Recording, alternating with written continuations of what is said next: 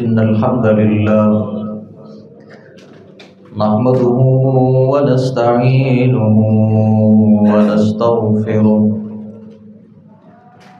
ونعوذ بالله من شرور أنفسنا ومن سيئات أعمالنا من يهده الله فلا مضل له ومن يضلل فلا هادي له وأشهد أن لا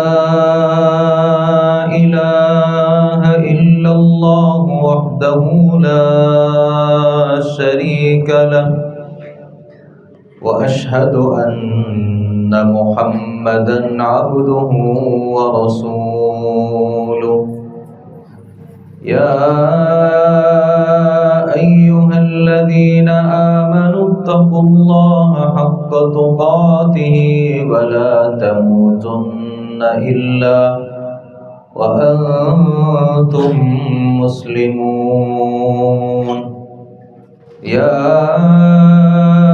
أيها الناس اتقوا ربكم الذي خلقكم من نفس واحدة وخلق منها زوجها وبث منهما رجالا كثيرا ونساء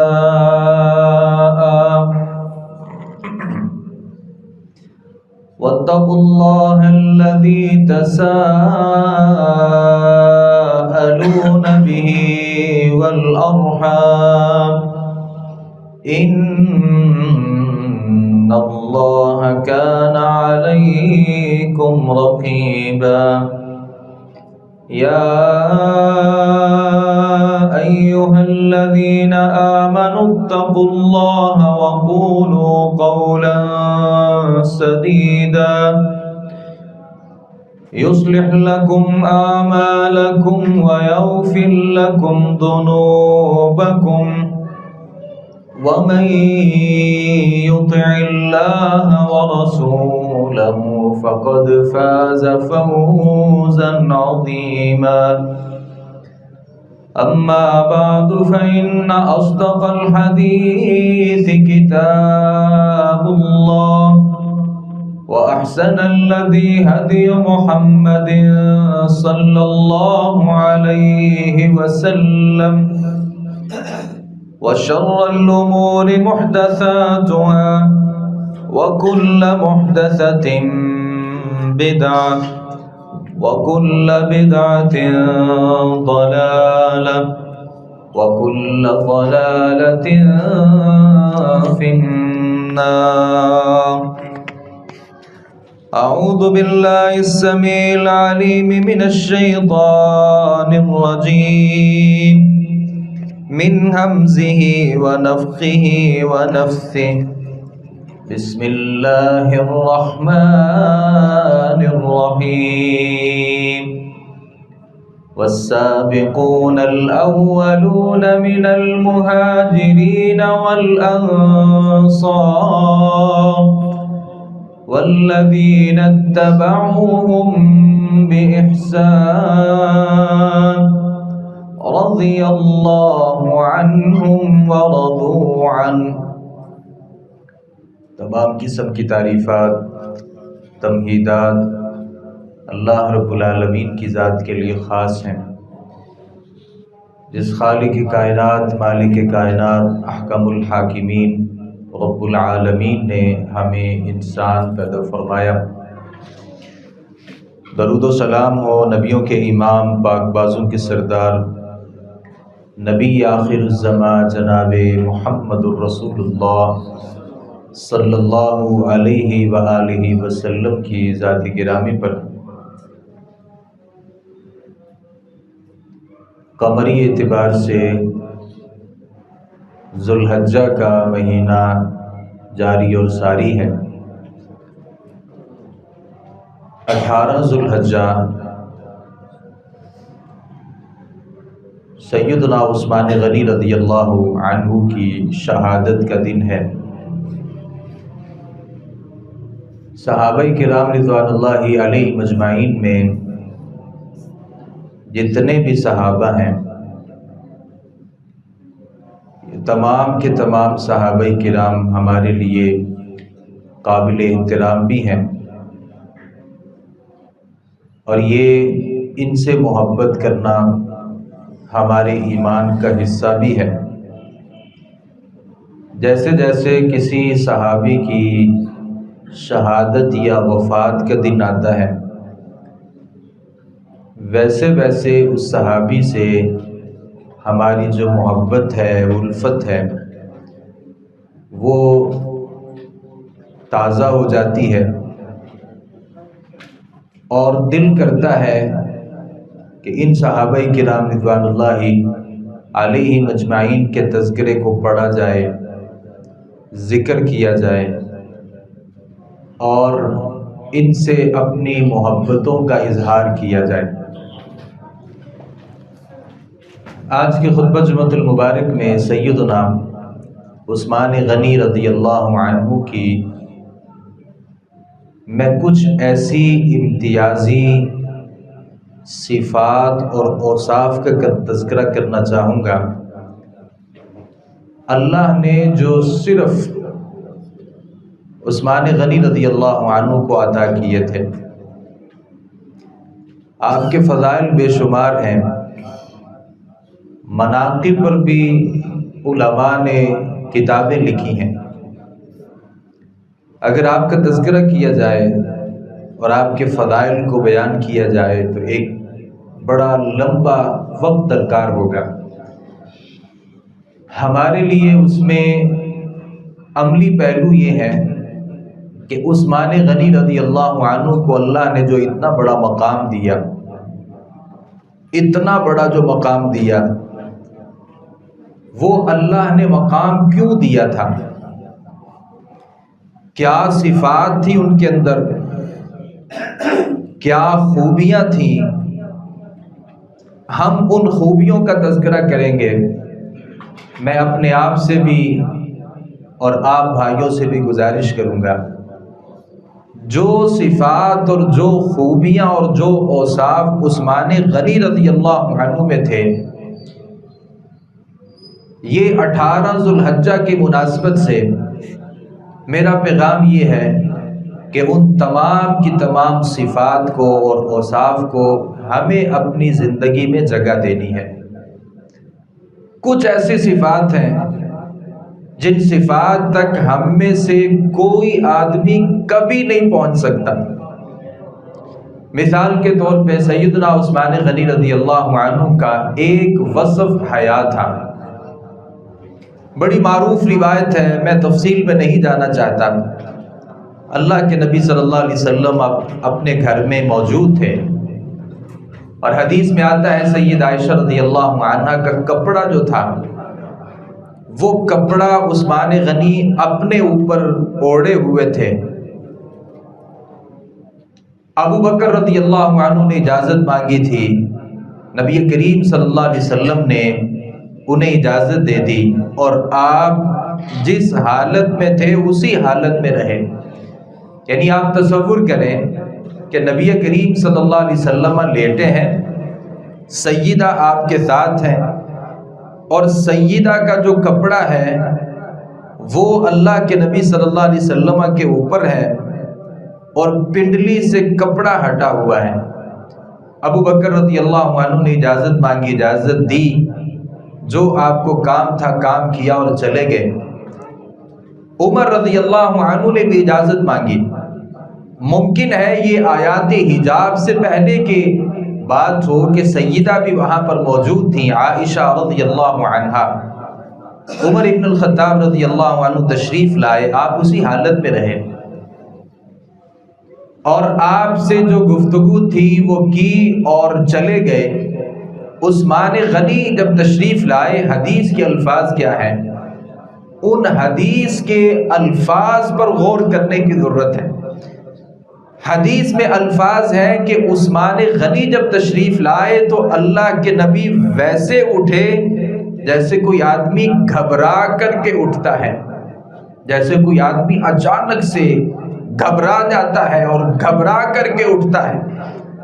اللہ کے نبی صلی اللہ علیہ وسلم گھبرا کے اٹھے اور سیدہ سے کہا کہ اپنے کپڑوں کو سمیٹ لے، اپنے کپڑوں کو درست کر لو، اور خود بھی اللہ کے نبی صلی اللہ علیہ وسلم بڑے اہتمام کے ساتھ براجمان ہو گئے۔ اس اہتمام کے ساتھ سیدنا عثمان غنی رضی اللہ عنہ کو اجازت دی۔ عثمان غنی تشریف لائے، جو کام تھا کیا اور چلے گئے۔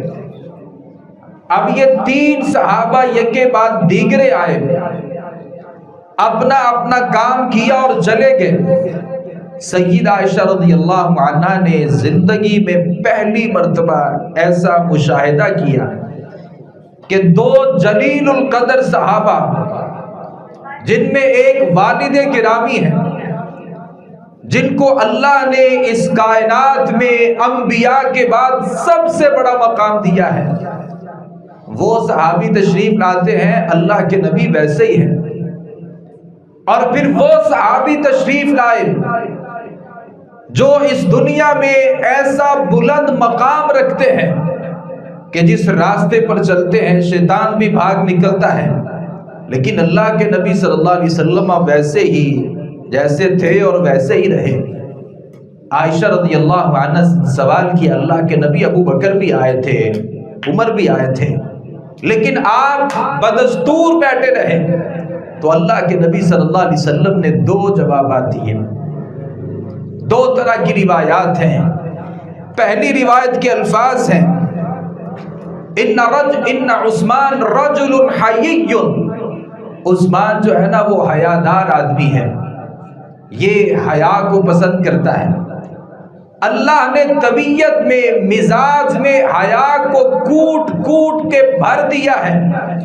وَإِنِّي خَشِيتُ، اور میں اس بات سے ڈر گیا کہ اگر عثمان کو تلک الحال، اسی حالت میں نے اندر آنے کی اجازت دے دی تو عثمان غنی رضی اللہ عنہ اپنا ما فی الضمیر بیان ہی نہیں کر سکیں گے۔ عثمان جس مقصد کے لیے میرے ہاں تشریف لائے تھے، مجھے اس حالت میں دیکھ کے عثمان غنی رضی اللہ عنہ میرے سے بات نہیں کر سکیں گے۔ میں عثمان غنی رضی اللہ عنہ کے اس مزاج کی وجہ سے، یہ کہنے والا کوئی عام آدمی نہیں ہے بلکہ اللہ کے نبی ہے۔ اللہ کے نبی کیا فرماتے ہیں؟ انی خشیت، میں اس بات سے ڈرا کہ اگر میں نے اسی حالت میں عثمان غنی کو اجازت دے دی تو عثمان جو بات میرے سے کرنے کے لیے آئے تھے وہ میرے سے گفتگو ہی نہیں کر سکیں گے۔ اور دوسری روایت کے الفاظ ہیں، الا استحیی من رجل تستحیی منہ الملائکہ، کیا میں اس آدمی سے حیا نہ کروں جس آدمی سے آسمانوں پر اللہ کے جو فرشتے ہیں وہ بھی حیا کرتے ہیں، جس آدمی سے اللہ کے فرشتے حیا کرتے ہیں؟ میں فرشتہ نہیں ہوں، میں نبیوں کا سردار ہوں، میرے لیے زیادہ حق ہے کہ میں بھی اس آدمی سے حیا کروں۔ یہ عثمان غنی رضی اللہ عنہ کی حیا تھی، اور اس حیا تک تو ہم میں سے کوئی نہیں پہنچ سکتا، چاہنے کے باوجود بھی نہیں پہنچ سکتا، باوجود کوشش کے بھی نہیں پہنچ سکتا، کیونکہ اللہ کے نبی صلی اللہ علیہ وسلم نے ایک موقع پر اپنے صحابہ کرام رضوان اللہ علیہم اجمعین کی بعض خوبیوں کا تذکرہ کیا تھا، اور عثمان غنی رضی اللہ عنہ کے بارے میں فرمایا تھا، اصدقہم حیاء عثمان، جو صحابہ کرام میں لوگوں میں سب سے بڑھ کے جو حیا والا آدمی ہے وہ عثمان غنی رضی اللہ عنہ ہیں۔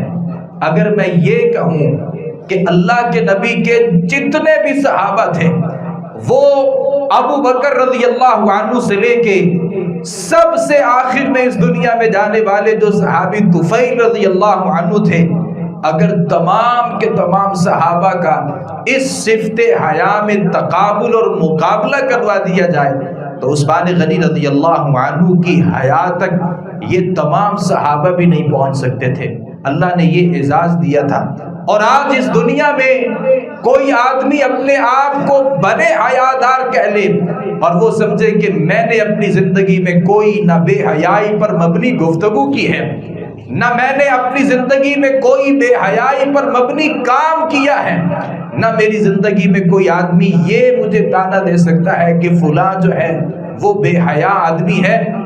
وہ بھی اگر یہ سمجھے کہ میں عثمان غنی رضی اللہ عنہ کی حیات تک پہنچ جاؤں تو اللہ کی قسم ہے اس میں عثمان غنی رضی اللہ عنہ ممتاز تھے، کوئی آدمی بھی عثمان غنی رضی اللہ عنہ کی حیات تک نہیں پہنچ سکتا۔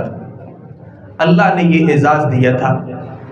اب سوال تو یہ ہے کہ عثمان غنی نے حیا کو اپنا کر کے اس دنیا میں اپنا لوہا منوا لیا کہ عثمان غنی جیسی حیا کسی میں نہیں تھی۔ لیکن سوال یہ ہے کہ عثمان غنی رضی اللہ عنہ کی اس صفت حیا سے میرے لیے سبق کیا ہے؟ کیا میری زندگی میں کسی حد تک حیا موجود ہے؟ میرے رویے میں حیا ہے، میری گفتگو میں حیا ہے، میری چال ڈھال میں حیا ہے، اور میں جب کسی سے کوئی معاملہ کرتا ہوں وہ اللہ سے شرم محسوس کرتے ہوئے کرتا ہوں، یا میں سرے سے ہی بے حیا ہو چکا ہوں؟ کتنے لوگ ایسے ہیں کہ ان کے بارے میں لوگوں کے خیالات یہ ہیں اور لوگوں کے تصورات یہ ہیں اور لوگوں کے تاثرات یہ ہیں کہ یہ بندہ بے حیا ہے، نہ بات کرتے ہوئے اسے کوئی حیا آتی ہے، نہ کوئی فعل کا ارتکاب کرتے ہوئے کبھی اس بندے کو کوئی شرم آتی ہے۔ عثمان غنی رضی اللہ عنہ کی زندگی پیغام دیتی ہے کہ اپنی گفتار میں، اپنے کردار میں حیا کو جگہ دیجئے۔ یہ عثمان غنی رضی اللہ عنہ کی زندگی ہمیں سبق دیتی ہے۔ دوسری گزارش، عثمان غنی رضی اللہ عنہ کی دوسری صفت اور دوسرا جو وصف تھا وہ کیا تھا؟ وہاں تک بھی شاید ہی کوئی بندہ پہنچ سکے۔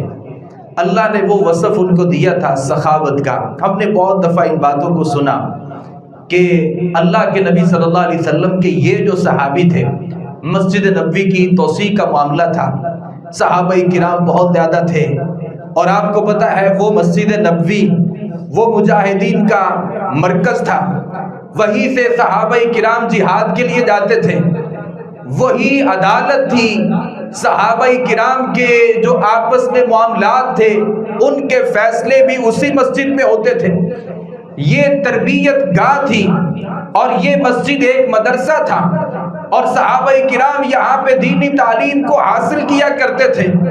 یہیں پر ساری دنیا کے جو امور تھے، جو معاملات تھے، ان کے معاملات یہیں طے ہوتے تھے۔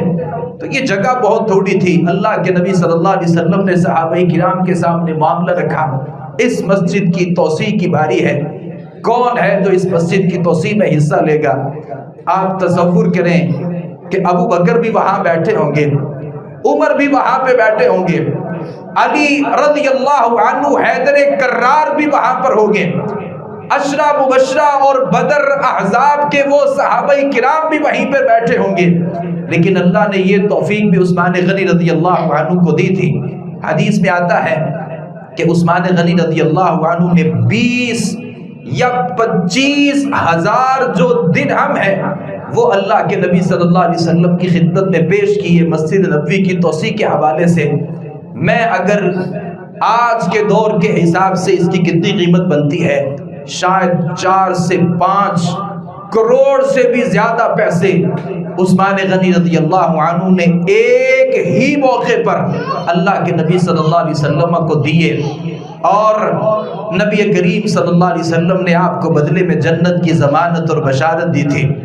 ہمیں یہ بھی پتہ ہے کہ وہ بئر روما جو ایک یہودی کا تھا، جس کا پانی میٹھا تھا، اور باقی جتنے بھی کنویں تھے وہاں پہ پانی گندا بھی تھا، کھارا بھی تھا اور کڑوا بھی تھا، صحابہ کرام کے لیے اس نے پانی کو پینا بند کر دیا تھا۔ جناب عثمان غنی رضی اللہ عنہ کو اللہ نے مقام دیا۔ اللہ کے نبی نے کہا کون آدمی ہے جو بئر روما کو خریدے گا اور مسلمانوں کے لیے وقف کر دے گا؟ اللہ نے یہ اعزاز بھی عثمان غنی کو دیا۔ عثمان غنی رضی اللہ عنہ نے منہ مانگی قیمت اس کو دی، اور اس کنویں کو خرید کر کے مسلمانوں کے لیے وقف کر دیا۔ وہ الگ بات ہے، ایک وقت ایسا آیا تھا، 18 ذوالحجہ تھی، عثمان غنی رضی اللہ عنہ کو جب شہید کیا گیا، ان کے گھر میں جب محاصرہ کیا گیا اور پانی تک کو جب بند کر دیا گیا، تو عثمان غنی رضی اللہ عنہ نے لوگوں سے پوچھا تھا، آپ کو پتا ہے کہ جب مدینہ میں کوئی مسلمانوں کے پینے کے لیے پانی نہیں تھا، پھر مسلمانوں کے لیے پانی کو خرید کر کے کس نے وقف کیا تھا؟ لوگوں نے کہا تھا عثمان رضی اللہ عنہ نے کیا تھا۔ اور عثمان غنی رضی اللہ عنہ نے کہا کہ آج اسی عثمان کے لیے تم نے پانی کو بند کر دیا ہے۔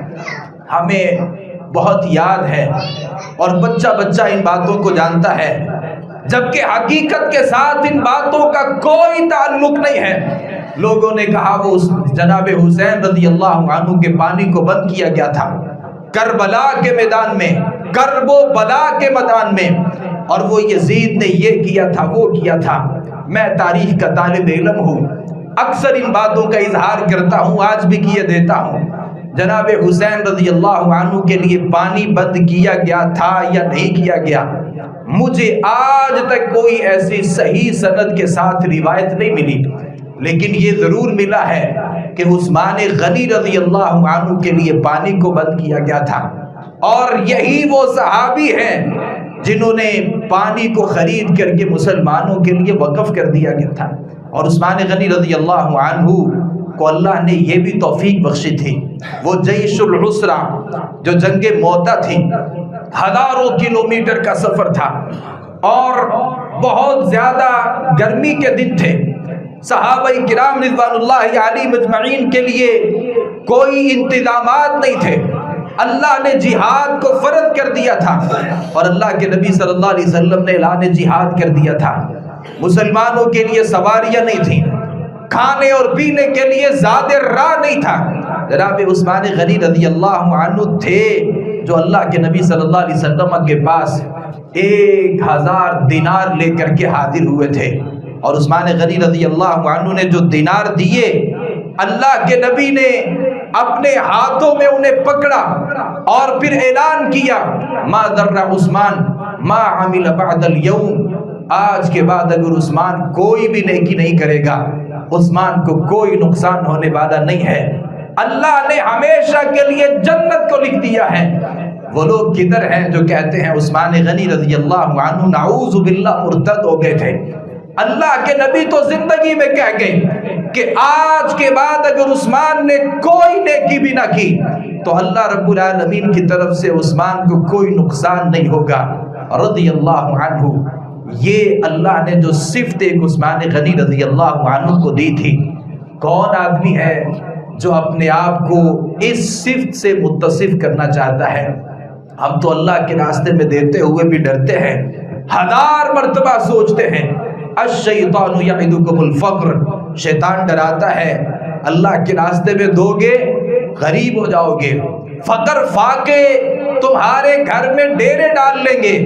ہم تو اللہ کے راستے میں دیتے بھی نہیں ہیں۔ عثمان غنی رضی اللہ عنہ کی زندگی ہمیں سخاوت سکھاتی ہے۔ تیسرا وصف عثمان غنی رضی اللہ عنہ میں کیا تھا؟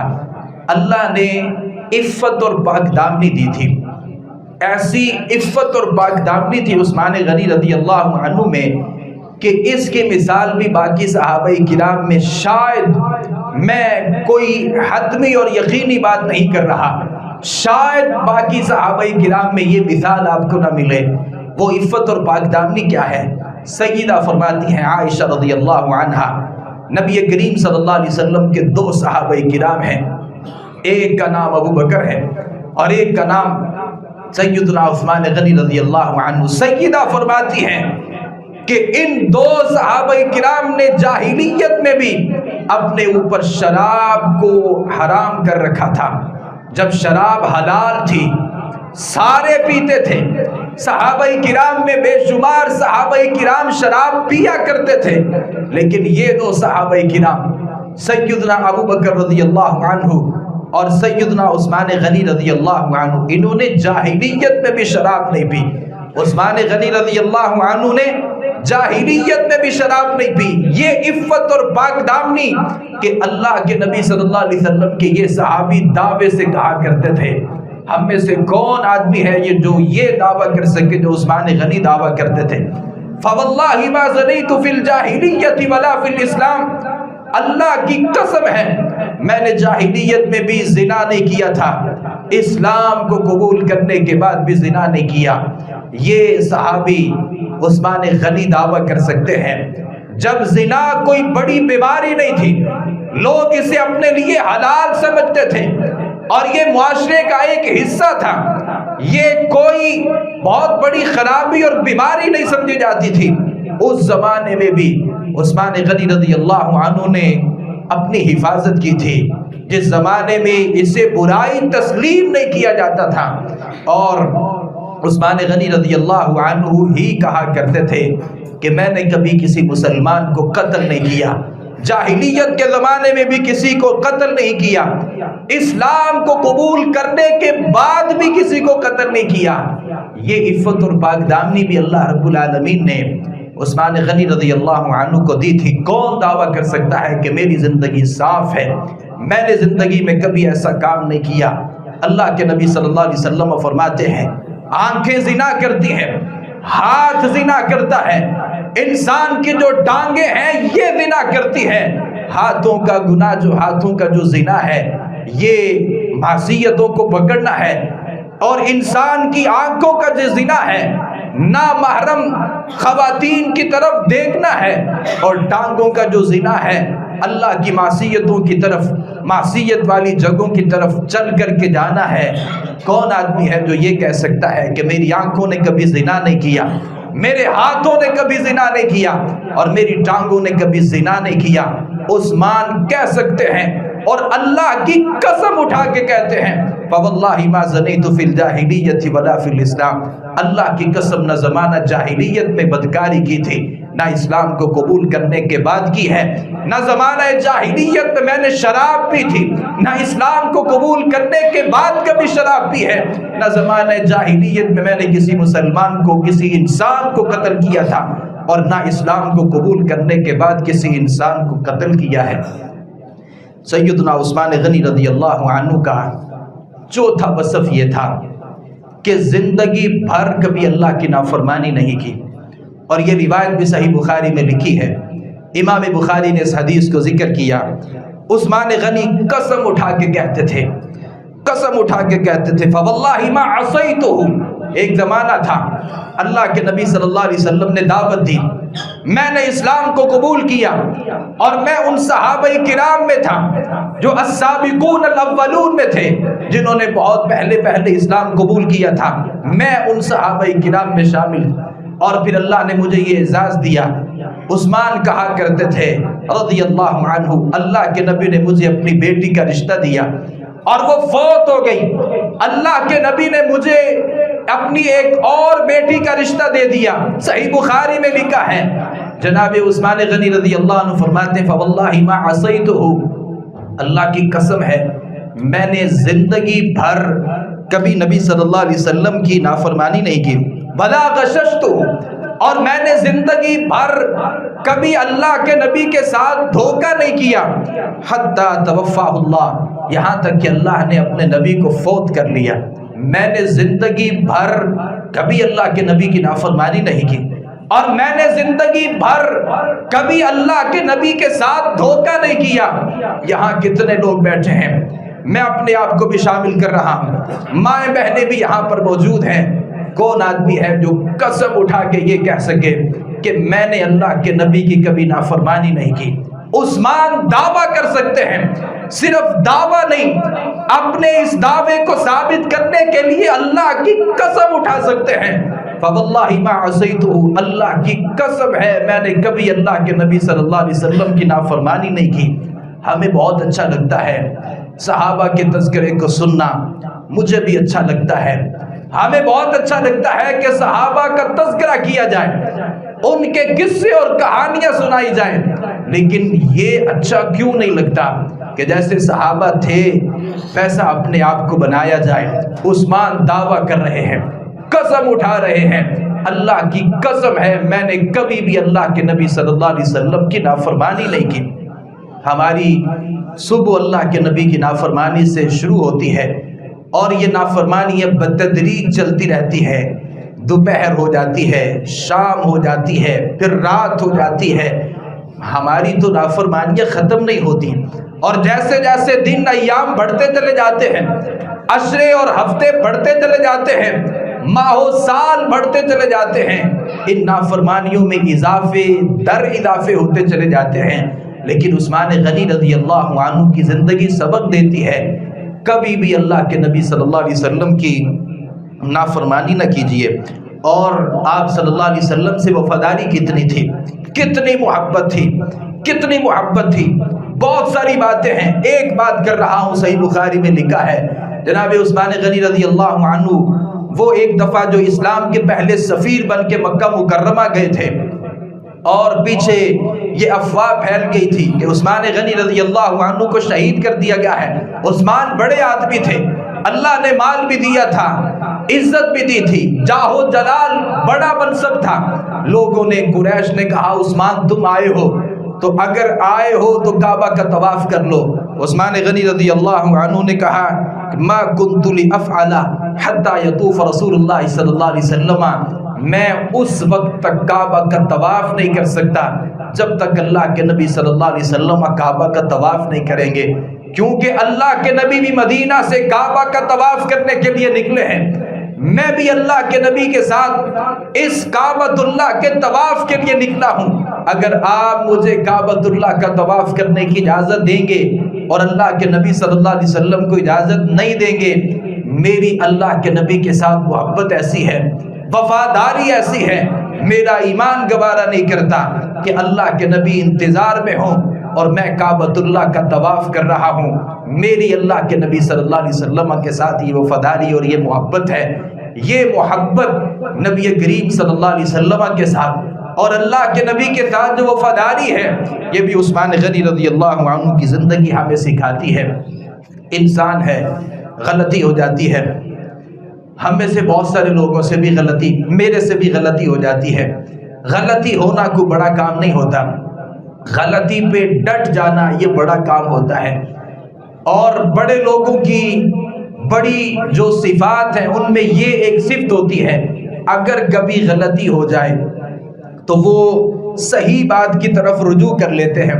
عثمان غنی رضی اللہ عنہ سے اگر کبھی بھول میں غلطی ہو گئی، وہ اس پہ ڈٹتے نہیں تھے بلکہ اللہ کی طرف رجوع کرتے تھے۔ سعد رضی اللہ عنہ کہتے ہیں کہ ایک موقع تھا، عثمان غنی مسجد میں تھے، میں نے عثمان غنی رضی اللہ عنہ کو سلام کیا۔ مسند احمد میں یہ حدیث موجود ہے، عثمان غنی رضی اللہ عنہ کو جب میں نے سلام کیا تو عثمان غنی رضی اللہ عنہ نے نظر بھر کے میری طرف دیکھا لیکن سلام کا جواب نہیں دیا۔ میں بڑا حیران ہوا۔ حاکم وقت، امیر المؤمنین، خلیفۃ الرسول عمر ابن الخطاب رضی اللہ عنہ تھے، میں ان کی خدمت میں حاضر ہوا۔ کہا بتائیے کوئی اسلام میں کوئی نئی چیز پیدا ہوئی ہے؟ کہا کوئی ایسا معاملہ نہیں ہے۔ شکایت کی کہ میں نے عثمان غنی رضی اللہ عنہ کو سلام کیا ہے لیکن عثمان غنی نے میرے سلام کا جواب نہیں دیا۔ کہا جاؤ عثمان غنی کو لے کر کے آؤ۔ عثمان غنی رضی اللہ عنہ فاروقی عدالت پہ حاضر ہوئے، سوال کیا کہ اس آدمی نے آپ کو سلام کیا تھا، آپ نے سلام کا جواب نہیں دیا۔ کہا کہ اللہ کی قسم ہے، صحیح روایت ہے، عثمان غنی فرماتے ہیں اللہ کی قسم ہے میں نے نہ اس نے مجھے سلام کیا اور نہ میں نے اسے جواب دیا، یعنی قسمیہ بات ہے، حلفاً کہتا ہوں کہ اس آدمی نے مجھے سلام نہیں کیا۔ لیکن تھوڑی ہی دیر بعد عثمان غنی رضی اللہ عنہ کو یاد آ گیا کہ یہ آدمی میرے پاس سے گزرا تھا اور ممکن ہے کہ اس آدمی نے مجھے سلام بھی کیا ہو، اور یہ بھی ممکن ہے کہ میں نے اس آدمی کو جواب نہ دیا ہو۔ فوراً عثمان غنی رضی اللہ عنہ کہنے لگے بلا کیوں نہیں، ایسا ہوا، واستغفر اللہ واتوب الیہ، میں اللہ سے استغفار کرتا ہوں اور میں اللہ سے توبہ کرتا ہوں، میرے سے غلطی ہو گئی، یہ آدمی میرے پاس سے گزرا تھا اور اس نے مجھے سلام کیا ہوگا، کیونکہ یہ خود کہہ رہا ہے کہ میں نے سلام کیا ہے اور میں سلام کا جواب نہیں دے سکا۔ وجہ یہ تھی کہ اللہ کے نبی صلی اللہ علیہ وسلم سے ایک معاملے کے بارے میں نے سوال کیا تھا، اور پھر ایک اعرابی آ گیا، وہ میرے جو سوال تھا اس کا جواب نہیں دے سکا، اللہ کے نبی اس سوال کا جواب نہیں دے سکے۔ میں اس معاملے میں پریشان تھا کہ اللہ کے نبی تو جا چکے ہیں اور میں اللہ کے نبی سے اپنے اس مسئلے کو حل نہیں کروا سکا، اور کہا جب بھی مجھے یہ بات یاد آتی ہے میرے لیے بڑا مشکل ہو جاتا ہے اور میں بہت پریشان ہو جاتا ہوں۔ اسی پریشانی میں تھا کہ یہ آدمی میرے پاس سے گزرا، اس نے مجھے سلام کیا اور میں اس کے سلام کا جواب نہیں دے سکا۔ وجہ یہ تھی کہ میں انتہائی پریشان تھا، اللہ کے نبی صلی اللہ علیہ وسلم کے جانے کا دکھ بہت بڑا تھا اور میں جو استفادہ نہیں کر سکا آپ سے، وہ پریشانی میرے اوپر غالب تھی۔ میرے سے سلام کیا ہوگا، استغفر اللہ و اتوب الیہ، میں اللہ سے اس معاملے پر استغفار بھی کرتا ہوں اور اللہ سے توبہ بھی کرتا ہوں۔ میں اپنے آپ سے سوال کرتا ہوں، کتنی دفعہ ایسا ہوتا ہے کہ میرا معاملہ کسی ایک چھوٹے آدمی سے ہو جاتا ہے، اس میں غلطی میری ہی ہوتی ہے، لیکن جب بھی اس معاملے کا تصفیہ ہوتا ہے کمزور کو دبایا جاتا ہے۔ بڑا آدمی اور طاقتور کبھی بھی اپنی غلطی کو ماننے کے لیے تیار نہیں ہوتا۔ عثمان غنی رضی اللہ عنہ بڑے تھے اور اللہ کے نبی کے دوہرے داماد تھے۔ سعد رضی اللہ عنہ مقام اور مرتبے میں بہت چھوٹے تھے، کہہ سکتے تھے کہ یہ جھوٹ بول رہا ہے، لیکن عثمان غنی رضی اللہ عنہ کی زندگی کیا سبق دیتی ہے۔ آپ بڑے ہیں، آپ سے غلطی ہو گئی ہے اور اس کا تقاضا یہ ہے آپ کو جیسے ہی ادراک ہو جائے فوراً اللہ رب العالمین کی طرف رجوع کیجئے۔ یہ عثمان غنی رضی اللہ عنہ کی زندگی کا سبق ہے، یاد رکھیے گا۔ امت کے اوپر عثمان غنی رضی اللہ عنہ کا ایک بہت بڑا احسان ہے جو کبھی بھی اس احسان کا ہم بدلہ نہیں دے سکتے۔ عثمان غنی رضی اللہ عنہ کو آپ کو پتا ہوگا، یہ عثمان غنی رضی اللہ عنہ کا ایک لقب جامع القرآن ہے۔ جب قرآن مجید کی قراءات میں اختلاف ہوا، کوئی قرآن مجید کو کس لہجے میں پڑھتا ہے، کوئی قرآن کو کس قراءت میں پڑھتا ہے، اور جب یہ معاملہ طول پکڑ گیا، لوگوں نے ایک دوسرے کے خلاف کفر کے فتوے لگانے شروع کر دیے کہ فلاں آدمی نے قرآن کو اس قراءت میں پڑھا ہے لہذا وہ کافر ہو چکا ہے۔ عثمان غنی رضی اللہ عنہ نے ایسے موقع پر فائدہ اٹھاتے ہوئے حفصہ رضی اللہ عنہ سے وہ مسودہ منگوایا تھا جو کبھی عمر بن الخطاب رضی اللہ عنہ کے پاس ہوتا تھا، وہی نسخہ ابو بکر کے پاس ہوتا تھا۔ اس نسخے کو منگوا کر کے صحابہ کرام، 4 صحابہ کرام کی ڈیوٹی لگائی تھی، جس میں زید رضی اللہ عنہ بطور خاص تھے، اور کہا تھا کہ قرآن مجید کو جمع کیا جائے اور پھر قرآن مجید کے نسخے کو تیار کیا جائے، اور ساری دنیا میں قرآن مجید کے جو نسخے پہنچائے تھے اور لوگوں کو ایک قرات پر جو جمع کیا تھا، یہ عثمان غنی رضی اللہ عنہ کا ایک بہت بڑا کردار تھا۔ اللہ کی قسم ہے اگر عثمان غنی رضی اللہ عنہ یوں نہ کرتے، قرآن مجید کے بارے میں وہ اختلاف پیدا ہوتا اور قرآن مجید کی قراءات میں وہ آپس میں لڑائیاں ہوتی اور ایک دوسرے کے خلاف کفر کے فتوے جو تب لگے تھے آج بھی لگ رہے ہوتے۔ یہ اعزاز اور یہ مقام اللہ رب العالمین نے عثمان غنی رضی اللہ عنہ کو دیا کہ آپ جامع القرآن تھے۔ اللہ رب العالمین نے یہ عظیم فریضہ بھی عثمان غنی رضی اللہ عنہ سے لیا۔ عثمان غنی رضی اللہ عنہ کی ایک صفت اور ایک وصف یہ تھا کہ آپ اپنا محاسبہ کرتے تھے۔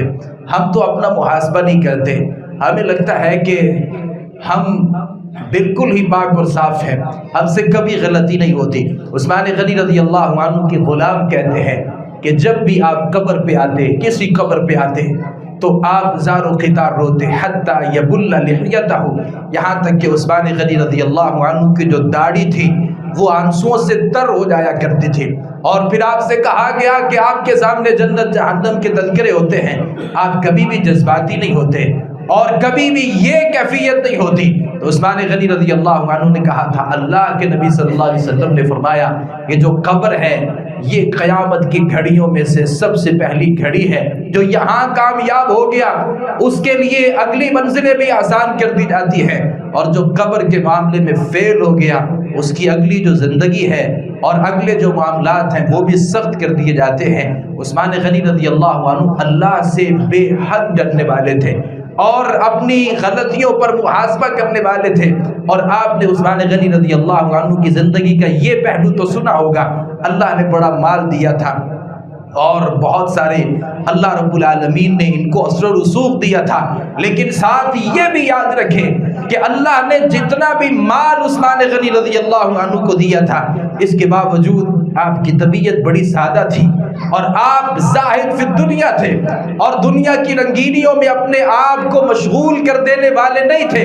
اللہ نے آپ کو جتنا کچھ بھی دیا تھا، یہ اس کے باوجود بھی آپ زاہد تھے، اللہ رب العالمین کی طرف رجوع کرنے والے تھے. ہمدانی کہتے ہیں کہ میں نے عثمان غنی رضی اللہ عنہ کو ایک دفعہ مسجد نبوی میں دیکھا کہ عثمان غنی رضی اللہ عنہ مسجد کے صحن میں لیٹے ہیں.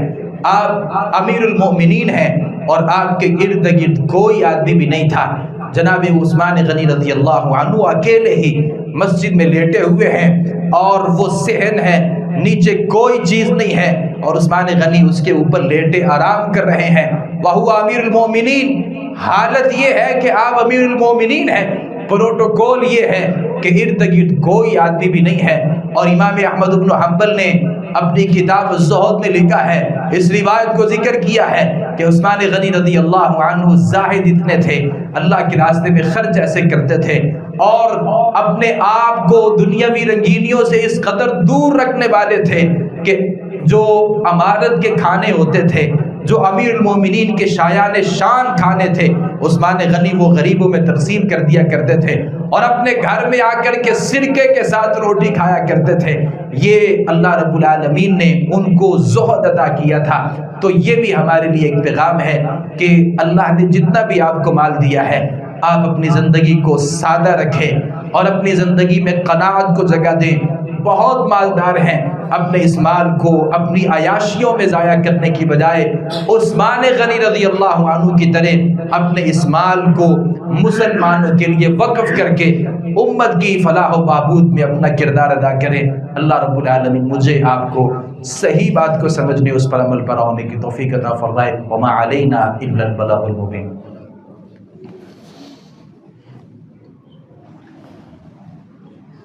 ان الحمد للہ نحمده ونستعینه ونستغفره ونعوذ باللہ من شرور انفسنا ومن سیئات اعمالنا. من يهده الله فلا مضل له ومن يضلل فلا هادي له. واشهد ان لا اله الا الله وحده لا شريك له واشهد ان محمدا عبده ورسوله. سیدنا عثمان غنی رضی اللہ عنہ کی جو بے شمار صفات ہیں، ایک صفت جو بہت ہی غالب صفت تھی، اللہ تعالیٰ نے ان کو صبر برداشت عطا کی تھی. اور یہ صبر بہت تھوڑے لوگوں میں ہوتا ہے، برداشت بھی بہت تھوڑے لوگوں میں ہوتی ہے. خاص طور پہ وہ آدمی جو اپنے غصے کا اظہار کر سکتا ہو، اس آدمی کے لیے صبر کرنا اور بھی مشکل ہے. ایک ہے کہ کوئی کمزور آدمی ہے، غریب آدمی ہے، تو کوئی اس کے ساتھ ظلم زیادتی کرے تو وہ بدلہ نہیں لے سکتا، تو وہ بدلے میں یہ کہے کہ میں صبر کر رہا ہوں اور میں نے اگلے بندے کو معاف کر دیا. یہ بڑا مشکل اور یہ بڑا آسان کام ہے. لیکن اس صورت میں صبر کرنا اور برداشت کرنا کسی کو، جبکہ آپ اس کا بدلہ بہت اچھے طریقے سے لے سکتے ہوں، یہ خاصا مشکل کام ہے. اور یہ اعزاز بھی عثمان غنی رضی اللہ عنہ کا تھا کہ جب آپ کے خلاف بلوائیوں نے ایک حملہ کیا اور آپ کو آپ کے گھر میں محصور کر دیا گیا اور کئی مہینے تک عثمان غنی رضی اللہ عنہ کو گھر سے باہر نکلنے کی اجازت نہیں دی گئی. مصری کچھ لوگ تھے، عثمان غنی رضی اللہ عنہ کو گھر میں محصور کر دیا، مسجد نبوی میں نماز پڑھنے کی اجازت سے روک دیا اور خود نمازیں پڑھانا شروع کر دی. اور جو کھانے اور پینے کی چیزیں تھیں، جب تک وہ گھر میں رہے کھانے اور پینے کی چیزیں استعمال کرتے رہے. پھر ایک وقت آیا کہ گھر میں جو راشن تھا وہ ختم ہو گیا اور پھر اپنی چھت پر چڑھے اور لوگوں سے پھر واعظ و نصیحت کی اور کئی ساری ان سے باتیں کی اور کئی ساری اپنی باتوں کا تذکرہ کیا. اس موقع پر سیدنا عبداللہ ابن زبیر رضی اللہ عنہ نے عثمان غنی رضی اللہ عنہ سے کہا تھا کہ اللہ کی قسم ہے آج یہ موقع ہے کہ آپ ہمیں حکم دیں، ہم ان کے خلاف جہاد کریں گے جنہوں نے آپ کو آپ کے گھر میں محصور کر دیا ہے اور آپ کو گھر سے باہر نکلنے کی اجازت نہیں دے رہے۔ میں یہ سمجھتا ہوں، عبداللہ ابن زبیر رضی اللہ عنہ نے کہا، میں یہ سمجھتا ہوں آج ان لوگوں کے خلاف جہاد کرنا ہمارے لیے حلال ہے۔ تو سیدنا عثمان غنی رضی اللہ عنہ نے کہا تھا، آج کے دن میرے ساتھ تمہاری سب سے بڑی وفاداری یہ ہے کہ آپ نے ہر اس مسلمان کے خلاف اپنے ہاتھ کو روک کر کے رکھنا ہے جو کلمہ گو ہے، کیونکہ مجھے قتل کرنے والے بھی کلمہ گو ہیں، اپنے آپ کو مسلمان کہتے ہیں، کلمہ پڑھتے ہیں، نبی کی مسجد میں جا کر کے نمازیں پڑھتے ہیں اور امامتیں کرواتے ہیں۔ ایسے لوگوں کے خلاف جہاد کرنا عثمان غنی رضی اللہ عنہ نے اس بات کی اجازت نہیں دی۔ اگرچہ صحابہ کرام ان باغیوں کے خلاف لڑنا چاہتے تھے اور انہیں قتل کرنا چاہتے تھے اور انہیں قتل کرنا اپنے لیے حلال سمجھتے تھے، لیکن کمال برداشت اللہ رب العالمین نے عثمان غنی رضی اللہ عنہ کو دی۔ کہا کہ جو آدمی بھی کلمہ پڑھنے والا ہے، میں اگر حاکم ہوں، آپ مجھے خلیفہ سمجھتے ہیں، تو میں آپ کو حکم دیتا ہوں کہ آپ نے ہر اس آدمی کے خلاف اپنے آپ کو اپنے ہاتھ کو روک کر کے رکھنا ہے جو کلمہ گو ہے، اپنے آپ کو مسلمان کہتا ہے۔ یہ برداشت اللہ رب العالمین نے عثمان غنی رضی اللہ عنہ کو دی۔ انہی لوگوں میں سے بعض لوگوں نے عثمان غنی رضی اللہ عنہ کے اوپر پھر حملہ کیا، اور اختصار یہ ہے کہ آپ قرآن مجید کی تلاوت کر رہے تھے، جب آپ کو شہید کیا گیا عثمان غنی رضی اللہ عنہ قرآن مجید کی اس آیت مبارکہ پر تھے، فَسَيَكْفِيكَهُمُ اللَّهُ، ان قریب اللہ ان کے خلاف آپ کو کافی ہو جائے گا۔ آپ یہاں پر تھے تو آپ کے اوپر حملہ کیا گیا اور آپ رضی اللہ عنہ کو شہید کر دیا گیا۔ امام ابن کثیر رحمۃ اللہ علیہ نے لکھا ہے کہ جو آدمی قتل عثمان میں، شہادت عثمان میں شامل تھا، اللہ رب العالمین نے رہتی دنیا تک انہیں نشان عبرت بنا دیا۔ جس آدمی نے بھی عثمان غنی رضی اللہ عنہ کو شہید کیا اور اس شہادت میں جو آدمی ملوث تھے، اللہ نے کسی نہ کسی بیماری میں ان کو لپیٹ دیا۔ کوئی آدمی پاگل ہو گیا اور کوئی آدمی دیوانہ ہو گیا اور کسی آدمی کو کوئی بیماری لگ گئی، یعنی کوئی آدمی بھی ایسا نہیں تھا جو عثمان غنی رضی اللہ عنہ کے خلاف تھا اور اللہ نے دنیا میں اسے اس کی سزا نہ دی ہو۔ آخرت کی جو سزائیں ہیں وہ بہت بڑی ہیں۔ اللہ رب العالمین سے ہم دعا کرتے ہیں کہ اللہ تعالی ہمیں بھی صحابہ کرام رضوان اللہ علیہم اجمعین کے نقش قدم پر چلنے کی توفیق عطا فرمائے۔ جو صفات ان کے اندر تھی اللہ ہمیں بھی اپنانے کی توفیق عطا فرمائے۔ ہمیں صحابہ کرام کے ساتھ اپنی جان سے، اپنے مال سے بڑھ کے محبت کرنے کی توفیق عطا فرمائے۔ دعا کی درخواست کی گئی ہے، ہماری مسجد کے نمازی ہیں حاجی اسلم صاحب، ان کی اہلیہ بیمار ہیں، تو تمام بھائیوں سے گزارش ہے، ہمارے ہاں وہ نماز جمعہ میں بھی بڑی باقاعدگی سے تشریف لاتی ہیں، تو ان کے لیے خصوصی طور پہ دعا کیجیے گا۔ ہمارے جیلانی صاحب بھی آج تشریف نہیں لائے، بھی کافی دنوں سے بیمار ہیں، مجھے کئی دفعہ دعا کی درخواست کی ہے انہوں نے، ان کے لیے بھی بطور خاص دعا کریں۔ جتنے بھی ہماری مسجد کے نوازی ہیں، بھائی ہیں، بہنیں ہیں، مائیں ہیں، اور جتنے بھی بزرگ ہیں، اللہ تعالیٰ سب کو شفاء کامل عاجل عطا فرمائے۔ اللہ رب العالمین عالم اسلام کی حفاظت فرمائے، مسلمانوں کی مدد فرمائے۔ اللہم اغفر لنا والمؤمنین والمؤمنات والمسلمین والمسلمات وألف بین قلوبهم واصلح ذات بینہم وانصرهم على عدوک وعدوهم۔ اللهم خالف بين كلمة وزلزل أقدامهم وانزل بهم بأسك الذي لا ترده عن القوم المجرمين۔ ربنا هب لنا من أزواجنا وذرياتنا قرة أعين واجعلنا للمتقين إماما۔